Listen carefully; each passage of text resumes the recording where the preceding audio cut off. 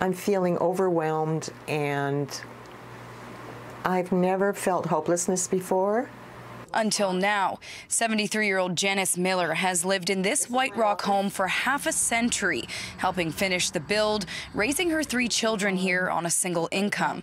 Now, she says the recent rise in interest rates means she can't keep up with her mortgage payments and fears she may lose her home.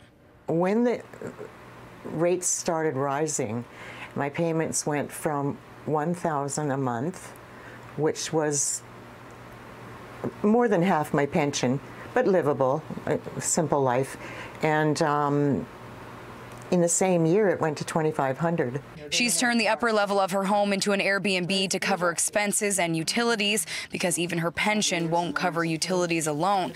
But with only a few busy tourism months, it's not enough to make ends meet. And her boxes are now packed in case her home goes into foreclosure. Miller says what makes her the most sad about potentially losing her home that she's lived in for 50 years is the idea of developers tearing it all down and parting with the property that she and her family worked so hard to finish themselves. There's a hopelessness because I can see every single piece of wood that went into building and adding on to this house. We did by ourselves with mom and dad and brother and sister and stuff like that.